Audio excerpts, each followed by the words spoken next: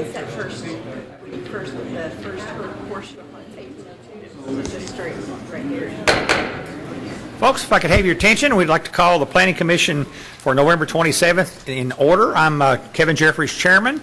Before we get started this morning, I'd like to ask or remind you, if you have your cell phone with you, to turn it off or turn it on vibrate so that it doesn't interfere with the cameras here in the courtroom. And if you would, join me in a Pledge of Allegiance.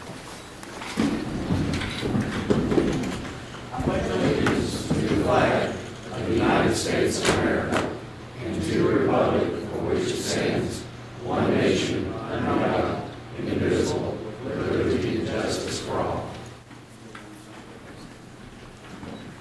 All right, thank you very much. We're going to, this morning, going to change our agenda around just a little bit. Michael Williams is here with the school board, and as soon as we do the approval of the minutes, I'm going to let him come forward and present his three-year enrollment and growth comparison numbers, because he's got some other conflicts, and that way he won't have to stay for the full hearing today. So, and he's celebrating, I think, because they got the new plan approved, I guess, by the school board. Last night before last, whatever. So, okay, good deal. All right, well, with that, let's, Commissioners, let's look at our minutes from our September 25th meeting and see if there's any additions or corrections we need to make to those. And if there is not, we could entertain a motion to approve those.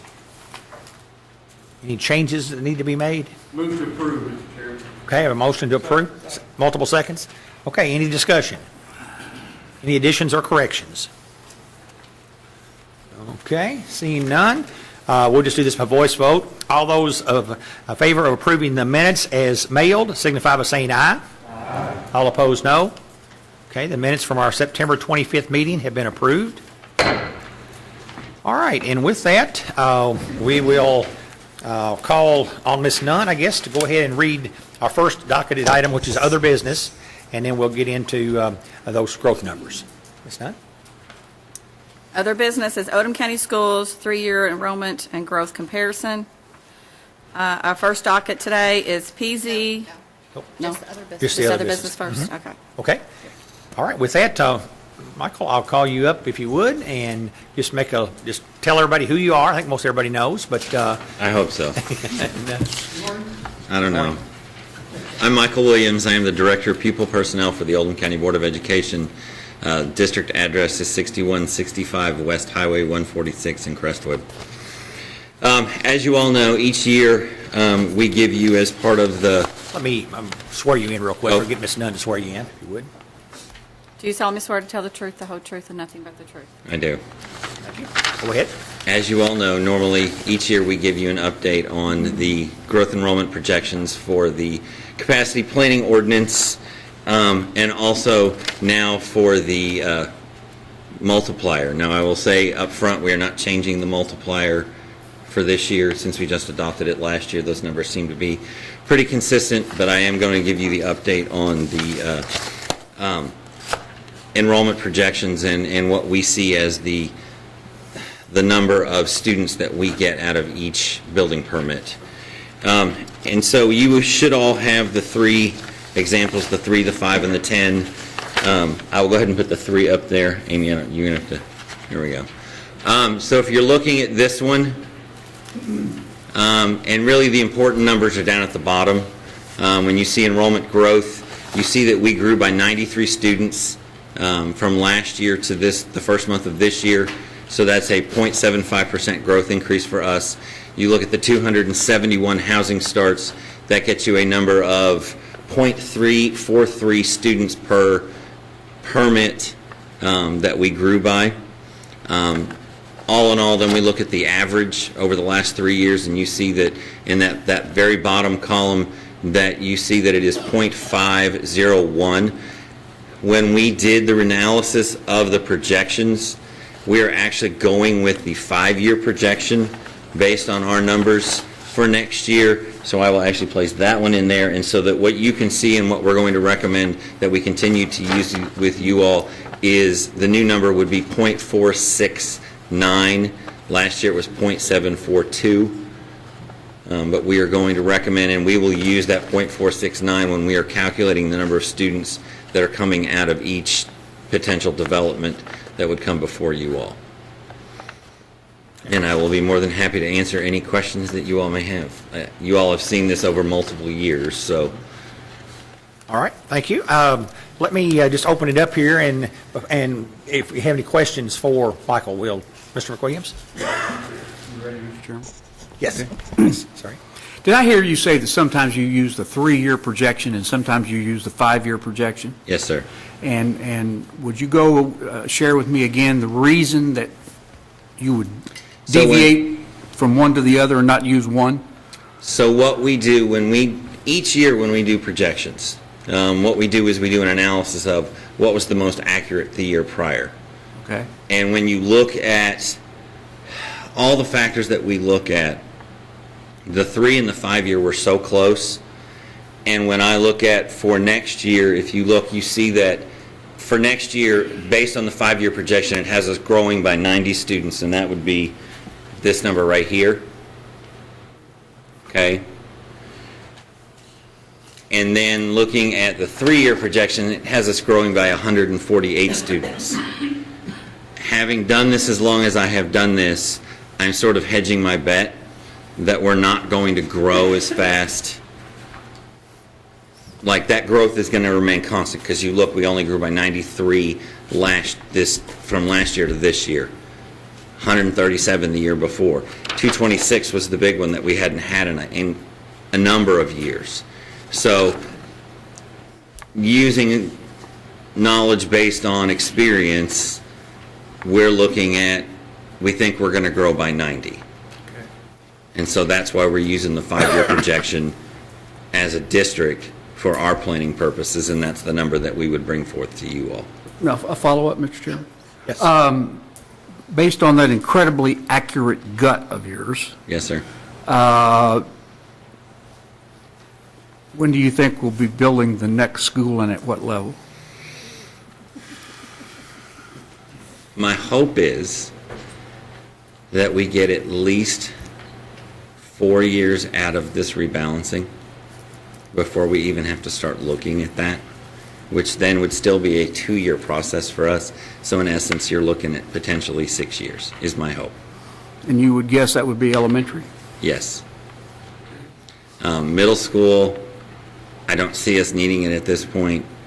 High school, both OC and South would have to get significantly larger to create a comprehensive high school, and the sheer dollar value of what a high school would cost the district to build is almost astronomical. The last one that was built in Kentucky, with fields and everything, they spent almost $97 million. Mm-hmm.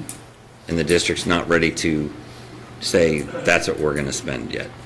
Okay, and okay, once again, with that accurate gut of yours, you shared elementary school. Would it be too much of a risk for you to say a possible location, the top location, based on those numbers? Or is that going to get in the old Amera and your phone's going to ring off the hook? Well, hopefully it doesn't get in the old Amera. At this point, you're looking at potentially Brownsboro, potentially Allen Lane. Beyond that, I don't know. Really, what will determine that is where we grow and how much we grow. Thank you, sir. You're quite welcome. Mr. Chairman. Any additional questions? Yes, sir. Michael, how many years did we use the 3-year average? I think we've used it the last 4 years. 4 years? And the change to the 5-year was based on better numbers for the school board or better numbers for us, or what? Just, again, looking at having done this as long as I have done it, and knowing sort of, and watching the trends and all the numbers that sort of play into this. Our birth rate is down, which brings our kindergarten numbers down. So that's why I feel and recommended to the board, I felt more confident with the 5-year projection, because they were separated. When I did the analysis on them, last year's projections, they were literally separated by tenths, not even a whole percentage point. And overall, last year to this year, the accuracy of the projections was 99.87% accurate. So I feel like us being able to say, I think that's the better number, sort of holds true. Okay. And my last question was, the numbers that you projected on the cap percentages for each school, is that based on the new redistricting also? That is not based on the new redistricting plan. So- The capacity numbers don't change. Those are numbers that are issued to us by the state. You will see, and I don't think I put the asterisks on there, South High will start to get its renovation starting next summer because it will turn 30 years old. So it was due for its first major renovation. At this point, it is slated for an 18 classroom addition, which at 25 students per classroom, it will bring its capacity almost up to 1,500 students. So is it possible that you will provide the commissioners an updated capacity and pupil enrollment potential Yes, sir. for each school? And really, that will come, honestly, that will come next year. Right. When we actually see, I mean, I feel very confident about the numbers, and I can share those. You know, if we want next month, I can share what I shared with the board, and you can see what we think the numbers will look like for the elementary schools. I I'd think be it's more than happy important, to I do mean, that. to the commissioners. I mean, Right. I just think we should see Right, and when you those. look at, and I should have brought it, but when you look at the projections based on the rebalancing, you get every elementary school under 100% capacity. Anything else, Mr. Douglas? Okay. Yes, sir. One more. When the renovation takes place on the south campus, Yes, sir. I heard you talk about classrooms, which, okay, not a problem to add classrooms. The problem's commons areas. You take 300 more kids and you put them in a building, and what does that do to the media center? What does that do to the cafeteria? What does that do to the hallways? Any discussion about that? Any plans for that? Are we just looking still at classrooms? Well, the state is recommending we have an 18 classroom addition. And so, you having been the first principal at South Oldham High School, you will know all your green space out front Yeah, will probably go away. yeah. And so what's going to happen is that there would be a new, the way I understand it, now don't quote me on this, that there would be a new band and choir rooms built down toward, the way I understand it, down toward the football field. The current band and choir room would be then converted into additional cafeteria space. There is no widening of the hallways, at least in the upstairs, in the current hallways. There is no widening of those hallways. The office would be moved all the way out front toward the end of toward the parking lots. They would become an airlock building, which means that you have to be buzzed into the office before you can get anywhere else in the building. So that would also add, there would be additional, common area space added in all of that. I am assuming that there would be an addition to the library. I don't know. I haven't seen the plans. Tell them to go to the courtyard, which is not being utilized for anything. I'm assuming But they weeds. will eventually get rid of the courtyard. Yes, sir. Okay. That's All it. right. Anything else? No, sir. Okay. All right. Any additional questions for Mr. Williams? Okay. Seeing none, Mr. Combs, I would assume that we just need a motion to approve the updated numbers from the school system? That's correct. Okay. All right, Commissioners, you heard what's being requested. We just need a motion to approve Mr. Williams's updated school capacity numbers. And So moved, Mr. okay, Chairman. got a motion to approve those. Have a second?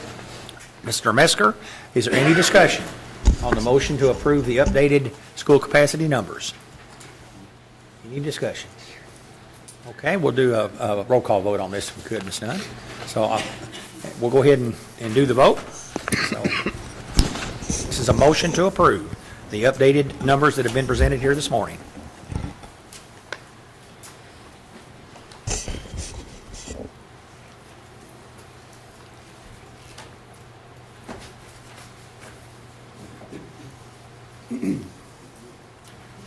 All right, Ms. Bonet?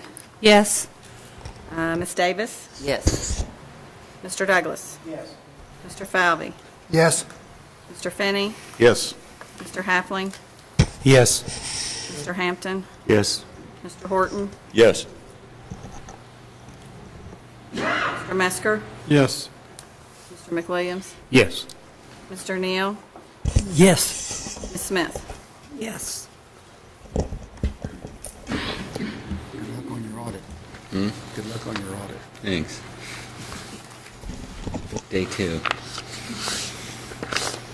All right, the motion to approve the updated school capacity numbers from Mr. Michael Williams has been approved on a vote of 12-0. Michael, thank you very much for bringing those forward, and like I say, I know you're, with the holiday coming up, you're glad to have this behind you, so thank you very much, sir.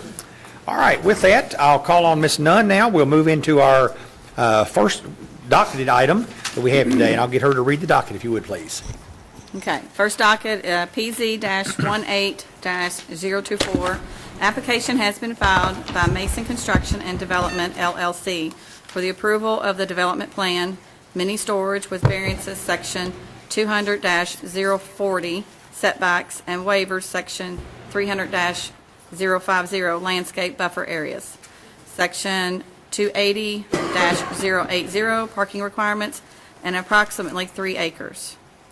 The property is located on the corner of Highway 146 and Cedar Point Road in Buckner. The zoning is I-2, Heavy Industrial District. All right, thank you. And before we get started with the introduction by Ms. Beeman, I'd like to get staff sworn in. Ms. Nunn? Do you solemnly swear to tell the truth, the whole truth, and nothing but the truth? I do. All right. Ms. Beeman will introduce the docket for us. Sure. Good morning. Brooke Beeman, Senior Planner with Oldham County Planning and Development Services. As Ms. Nunn stated, this request is for a development plan with 2 waivers and a total of 5 variances. In your staff report, there were 4 that were listed, 4 variances that were listed. I did find that there was 1 more that was necessary, and I'll go over that in the staff report this morning. The address is at the northwest corner of Cedar Point Road and Highway 146. The property is vacant. The zoning is I-2 heavy industrial, and the lot size is 2.98 acres. This is the vicinity map. You can see that the lot in question is highlighted in red at the corner of Cedar Point Road and Highway 146. This is the current zoning of the vicinity. The property, as stated, is zoned I-2 heavy industrial. It has R2 to the north, I-2 to the south, CO1 and R2 to the east, and R4A to the west. You can see that the Cedar Point Villas is the development that directly borders this site. So I'll give you some tract history. In April 2005, there were 2 dockets that were approved for 9.45 acres to be rezoned from I-2 to R4A for the development of Cedar Point condominiums. As a part of this development, the 9.45 acres was developed to be condos, and then this tract, which is in question today, was to remain I-2. So it was originally a part of the Cedar Point Villas tract, but they marked on the development plan that it would remain I-2 for future development. And then in February 2008, a minor plat was approved to officially divide the 2.98 acres from the parent tract. So that's how this tract was created. This is Division 200 I-2 Heavy Industrial District, which comes from the zoning ordinance. The intent of I-2 Heavy Industrial District is to provide for industrial uses not allowed in any other district, providing that such uses are not obnoxious or offensive by reason of the excessive emission of odor, dust, smoke, noise, gas fumes, cinders, vibrations, refuse matter, or water, carried waste, and that such characteristics are not normally discernible beyond its property. The use proposed here is a self-storage facility, and that is considered a light industrial use, and that is a permitted use in I-2 Heavy Industrial District. The applicant is proposing a 301-unit indoor self-storage facility, which generates less than 20 peak hour trips, making it a Category 1 development according to our site plan review procedure. Category 1 developments usually do not come before the Planning Commission. They're usually done at staff review. So something that's zoned correctly, that is a permitted use that does not generate more than peak hour trips, is usually just done through site plan review. This case is before you today because they are asking for waivers and variances with their development plan. This is the development plan that was submitted. I highlighted on here the proposed buildings. So you can see there's a large conditioned space facility that will have 157 units. There's a proposed office, a proposed maintenance building, and then there's 3 buildings here that are proposed self-storage facilities with your typical garage door openings. The applicant is requesting 2 waivers, the first of which is a perimeter landscape buffer area. They're asking that the width be decreased from the required 50 feet to the proposed 25 feet, which would require a 25-foot waiver. The plantings that are required according to our landscape regulations will still be installed. Those plantings are a 7-foot high continuous screen and 1 tree every linear feet. The applicant is also requesting a parking waiver. The requirement according to our zoning ordinance is 1 space every 10 storage units plus 1 space per employee. So the required number of spaces is 30, and they are proposing 11 designated spaces. This is highlighted in yellow is the places that the applicant has designated as parking, so you can't really see the difference in yellow on here, but the designated spaces that are listed come out to 11. There are drive aisles that access the buildings, and those can be used for parking and unloading as well, but we did not count those towards the calculated designated parking spaces. Highlighted in green is the location of the requested 25-foot landscape buffer area waiver. Again, the zoning ordinance requires that industrial next to residential is required to have a 50-foot landscape buffer area, but the applicant is requesting that the Planning Commission approve a waiver to allow them to decrease that area to 25 feet.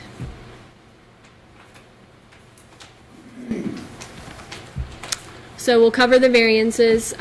There are 2 front yard setback variances. The front yard setback requirement in I-2 is 100 feet. This tract has 2 front yards because it has frontage on Cedar Point Road and on Highway 146. And then there's another front yard setback requirement for parking. And this was not listed in your staff report, but the parking requirement for I-2 is that the parking area must be at least 35 feet setback from the property line, and the parking area proposed is only 21 feet setback from the property line.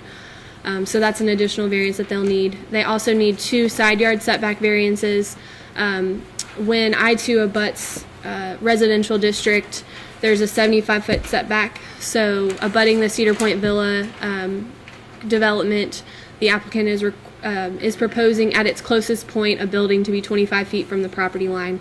And then abutting the Greer property, which is also a residential tract, there's a 75-foot setback requirement, and so they're requesting a 25-foot setback variance. So this is the development plan, and I've highlighted in red the locations where setback requests are located. So this is the entrance off of Cedar Point Road, which requires a 100-foot setback because it's technically considered a front.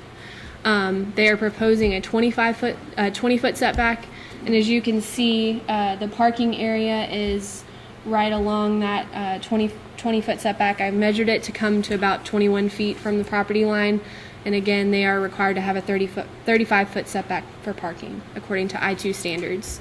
They have another front on Highway 146, so there's a 100-foot setback required there. They're proposing 20 feet There's a 75-foot setback abutting R4,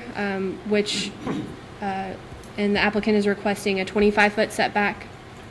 And this tract is zoned R2, so the setback on this side is required to be 75 feet. They're proposing 50 feet.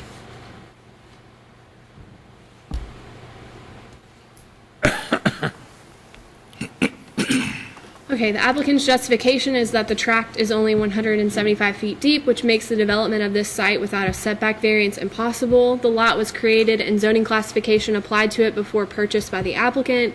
The variances will not harm the public safety and welfare because there will still be a significant distance between buildings.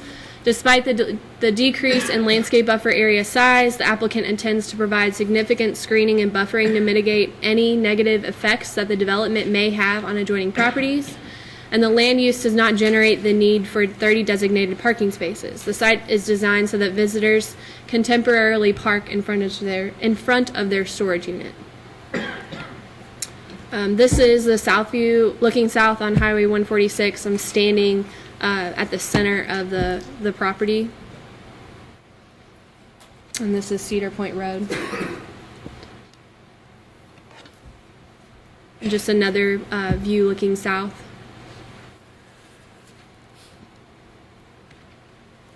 This is the adjoining property to the south, which is the tree house development. And that is starred on the aerial map to give you an idea of orientation.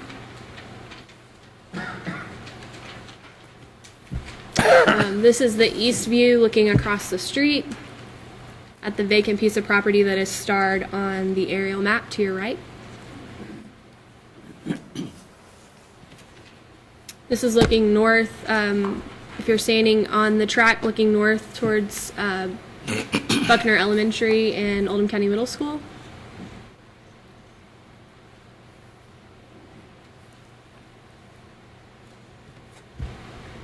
And this is just another view looking north.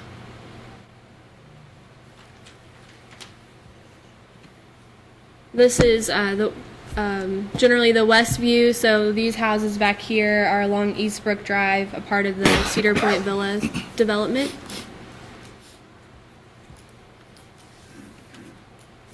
And just another view of the west.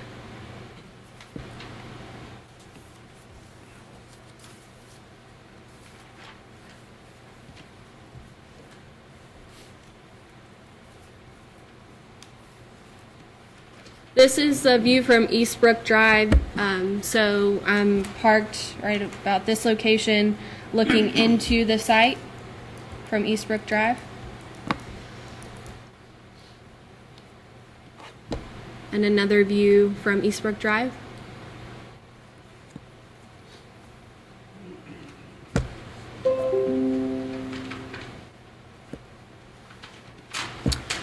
In summary, the applicant is requesting approval of 2 waivers, the first being landscape buffer area requirements and parking requirements, and 5 variances, 2 of which are for front yard setbacks, 1 of which is for a front yard setback for parking, and then 2 of which are for side yard setbacks. And that's all that I have. All right, before we get into questions from the commissioners, Mr. Harris, do you have anything that you would like to add to the presentation? No? Okay. All right, commissioners, any questions for staff? Ms. Davis? I have one question. Is your mic on? Buildings, I'm sorry. Is your mic on? Yes, sir. Which one of these buildings, can you point it out, which building will be the one that will house the 15,095 square feet for the contractor storage? Oh, that's not the same, that's not this request. Is that part of that? Mm-mm. Okay. That's the Crestwood property. Okay, I'm Two sorry. separate properties. Okay, I'm sorry. Okay, any additional questions for staff?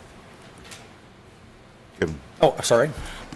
Brooke, when you were looking at this and out taking pictures, and you may have given this, but I didn't catch exactly where you were. Did you have a picture or a view from within the subdivision out to where the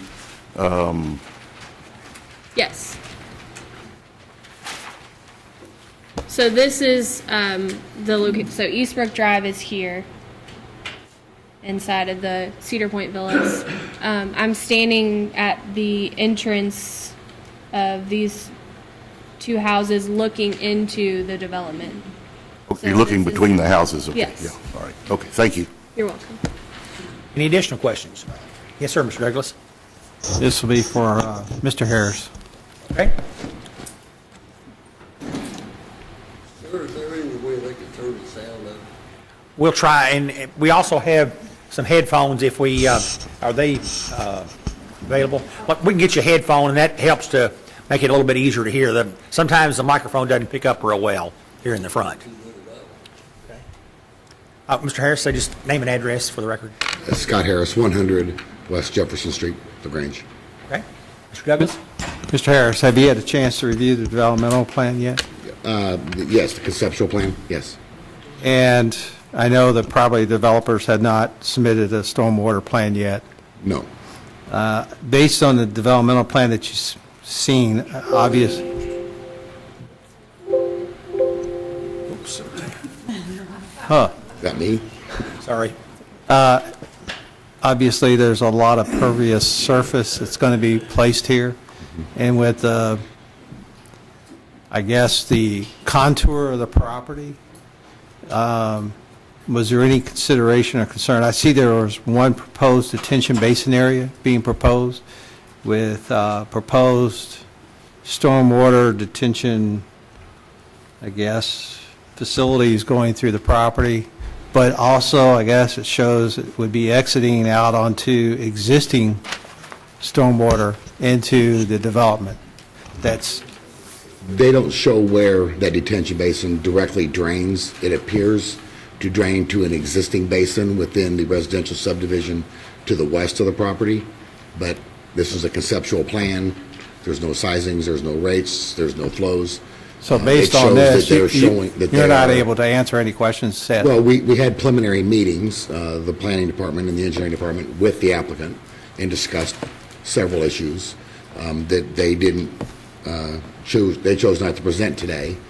But there are a lot of ways that this could be handled. The only real drainage problem that I see that could happen is the waiver they're requesting for the landscape buffer on the west is also a drainage swale. So if there's any amount of plants that have to go in there, it's a 100-foot buffer and they're only going to do 25, well, you can't have them in the ditch. The stormwater's got to run. Right. So that might be an issue, but I don't know how many plants will be required to be there. Okay. So, Okay. Thank you. Any additional questions for staff? Yes, sir, Mr. Williams. Chairman, I'm not sure who can answer. Tried. I'm not sure who can answer this, but the surface area of this proposal, ingress and egress, and the areas that are actually in front of the storage facilities, is that going to be blacktop? It's probably on here. That would be a I just question for the applicant. Yeah. Okay, applicant, get ready. Brooke, would you throw up again that slides you had that showed all of the potential uses of I-2? I couldn't see it. Let me get my, While she's getting that, it has been pointed out that the surface is listed on the plan as to I what the surface I will just be. can't see it. So we know what it is. Well, what is it? I'm sorry, it's, yeah, it's paved. it's hard surface. Paved. They meet, and they meet the impervious surface requirement. They're not over on impervious surface. Okay, so all of that's paved. Okay. All right, any additional questions for staff? Can't read. Okay. Seeing none, we'll now move into presentation by the applicant or representative and others in support of the application. And you have 50 minutes, sir. Did you not want to look at the uses? I think Mr. McWilliams was wanting to look at the uses for I-2. Oh, okay, I'm sorry.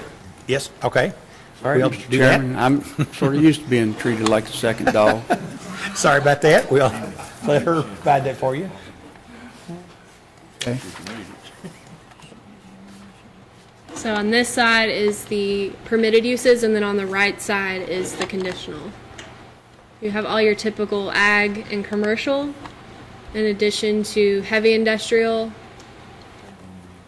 and light industrial. Okay, for me, I don't make Got it? else. I can Okay. Ronnie Thacker read it. All right, any additional questions for staff? All right. Now we'll move into the presentation by the applicant and others in support of. And we'll get you sworn in, Mr. Simpson, and or you don't get sworn in, but I'll get whoever's going to speak sworn in, if we could. All right. It's done. Do you solemnly swear to tell the truth, the whole truth, and nothing but the truth? All right. And we'll just get your name and addresses as you come forward. Yes, thank you, Mr. Chairman. My name is Ray Rowland. I'm an attorney representing the applicant. My address is 6506 West Highway 22, Crestwood, Kentucky. That's my office address. And I'm not going to repeat all that you've just heard, although I do think it is important. As Mr. McWilliams, you wanted to see the uses in the I-2 industrial district. I'm just going to mention a few of them, and these are without conditional uses and include vehicle repair, veterinary hospital and kennels, eating establishments, fast food restaurants of any kind, canneries, and other agricultural processing, auto parts, metal, glass, paper recycling plants,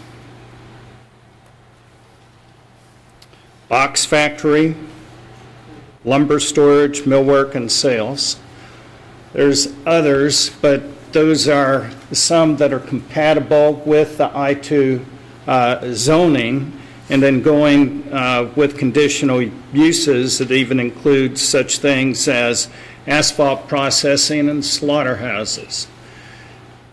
These are all I-2 zoning uses that can be approved. And when my client, Mason Construction, was considering this property, he was looking at the uses that could be put to this property, knowing that he would have to come before the commission regardless of what it was. And the storage facility seemed to be compatible both with the I-2 zoning as well as the adjoining residential properties. And of course, right across the street, we have the major distribution center in the county.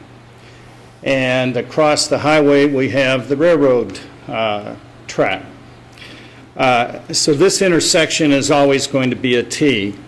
I handed out typewritten justification statement. My wife and I just got back from visiting family in Colorado, and this morning I looked at it, and I want to tell you I'm directionally challenged. I was thinking of this as the northeast corner of the intersection of Cedar Point Road and 146. It's actually the northwest corner. Mike knows better than I because I looked, and he did have the northwest corner, so I apologize for that. I think I proofread everything but the heading, and any should be and. So I wanted to make those two corrections for you. Dan Perkins is a builder and developer in Oldham County, longtime resident of the county, and Mike Hill is a senior land planner at Land Design and Development. I think all of you are familiar with him. Probably Mike is going to be presenting the details. You don't need to hear those from me. You need to hear those from someone who is an expert in this area and can answer your questions better than I. These variances are needed, as stated in the justification statement, for and would be needed by just about anything you tried to put on this property. And in 2005 and 2008, when it was divided, maybe it's unfortunate that it was done the way that it was, but my client had absolutely nothing to do with that, and is proposing now this very compatible use of the property for this corner. So we had a neighborhood meeting in regard to this, and it was a good meeting. As a result of the meeting, some changes to the design of the buildings were made. You saw the homes, the nice homes that are adjoining this property, and Dan can speak to that, but the design of the buildings is going to be first class. The landscaping will be first class, and as stated, the variances and the waivers are just absolute necessities in order to use this property as a mini warehouse storage site. With that said, I'll introduce Mike Hill, who will be giving you more of the details, and we'll have a screen presentation for you. Mike Hill, Land Design and Development, 503 Washburn Avenue, Louisville 40222. Thank you, Commissioners. I plan to just go through a handful of slides here that talk about the site plan in a little more detail, and I've got some building elevation slides and some landscape exhibit slides to show you today. Brooke mentioned the zoning of the property, so I won't talk about it, other than the fact that we're heavy industrially zoned, adjacent to heavy industrial as well as residential. This is the aerial photo of the vicinity with our colored site plan dropped into it, so you can see how what we're proposing fits in with the surrounding properties on all sides. We can come back to that if needed during the course of today's discussion. This is our site plan. As mentioned, we have one access point on Cedar Point Road in this location. We have had preliminary discussions with Kentucky Transportation Cabinet representatives about that entrance. They are not allowing us to have any entrance onto Highway 146. Cedar Point Road is also a state road, which is why they were involved in the discussions about the access on Cedar Point Road. They conceptually agree with our proposed location in that location. They wanted the access point as far back from the intersection as possible, so that's where the access point has been designed. As mentioned, all of the vehicular area within the site will be paved within the property. There will be no gravel. The site was designed to flow kind of in a loop pattern. You can pull in off Cedar Point. There will be a fence and a gate in approximately this location here.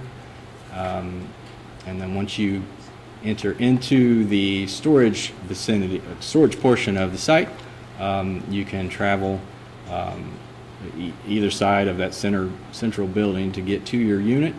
There will be 6 parking spaces in the rear near the 2-story climate-controlled storage building in the rear. There will also be ample space along the other 3 buildings to temporarily park in front of your unit to load and unload.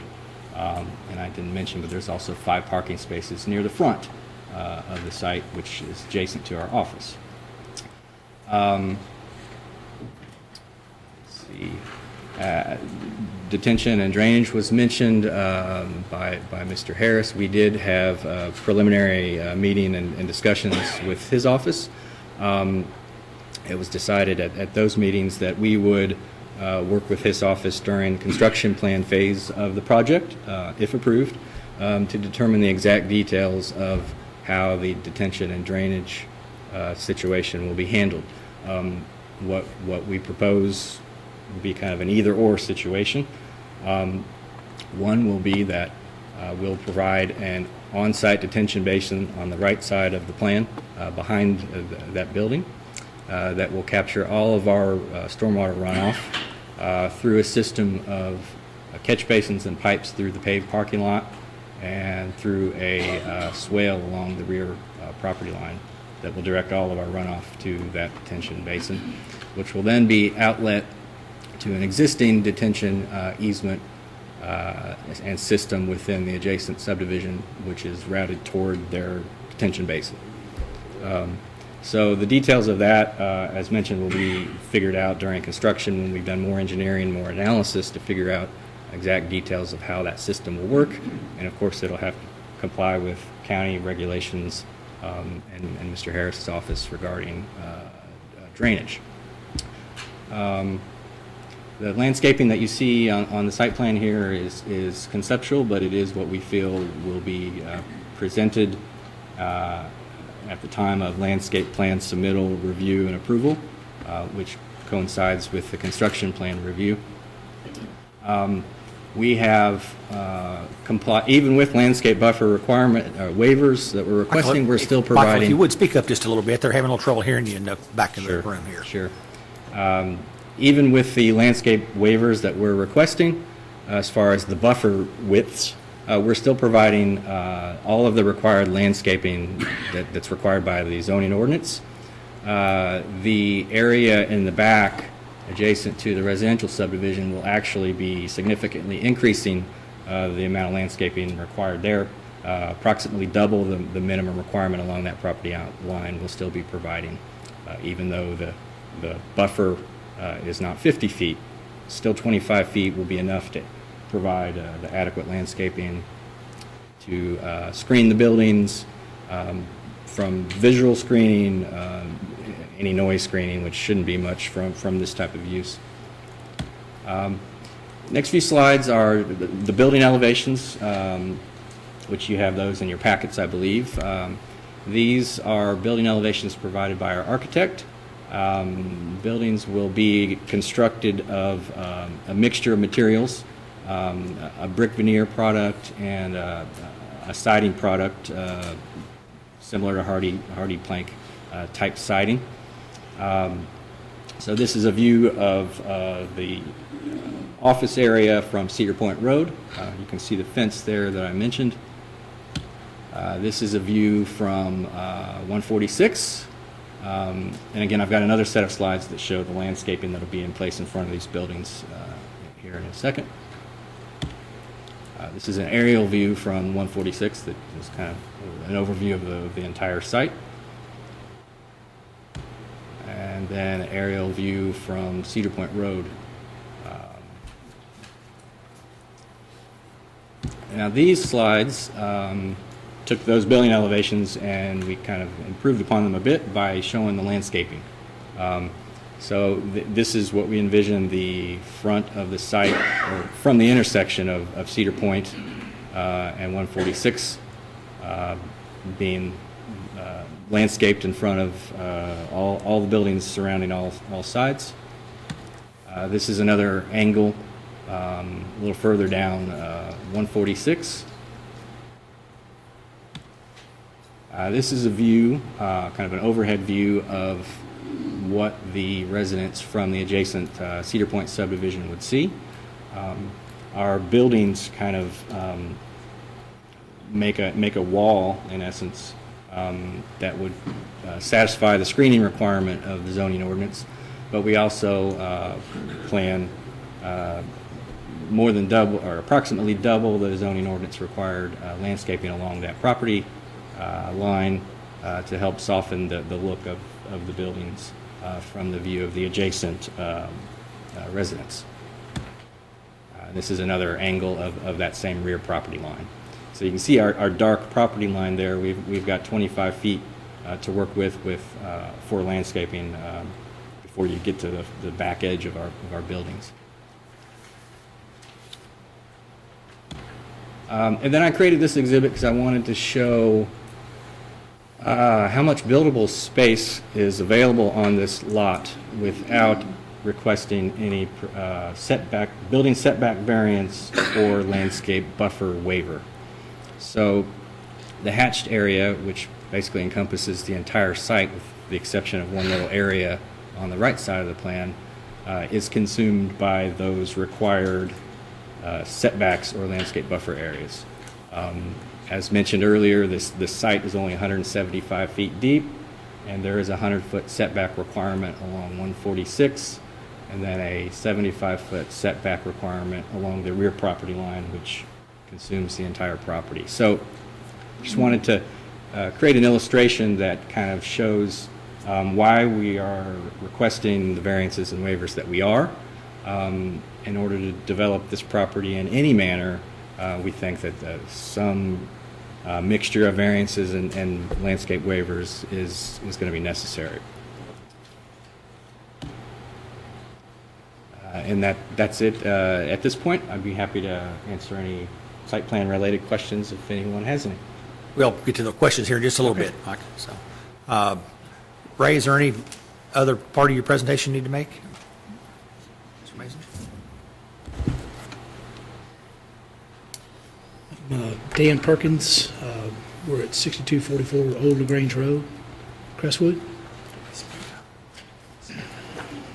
So I just want to say that we started this process with planning and zoning, and regarding the front entrance on 146, they wanted to close that entrance, not planning and zoning, but the state. So we moved that around the side. Can you speak up just a little bit? It's closer to the mic. Yeah. So we moved the entrance around the side to Cedar Point Road to limit the access off 146. There'll be no access off 146. We also had a meeting with the homeowners that are adjacent to the property, and we changed some of the building materials to be compatible to their own homes, which is hardy plank product, which would be on the back side of the buildings, even on 146 and up against the neighborhood, and also a brick skirt along the buildings just to dress them up. So we've kind of been working with everybody along the way to get this development on board and approved. So. Okay. All right. Thank you, sir. Ray, anything else, sir? No. Well, we'll get you to come back up so I can get it on the record, please. No, of course, we're happy to answer questions at the proper time. Okay. Thank you.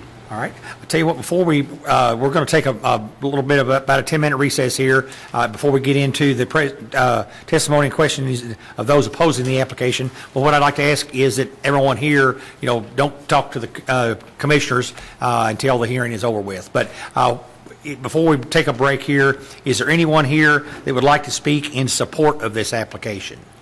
Is there anyone that would like to speak in support of? Okay. Seeing none, we will take a 10-minute recess, try to be back here just a little after 10 o'clock, and we'll complete the application at that point.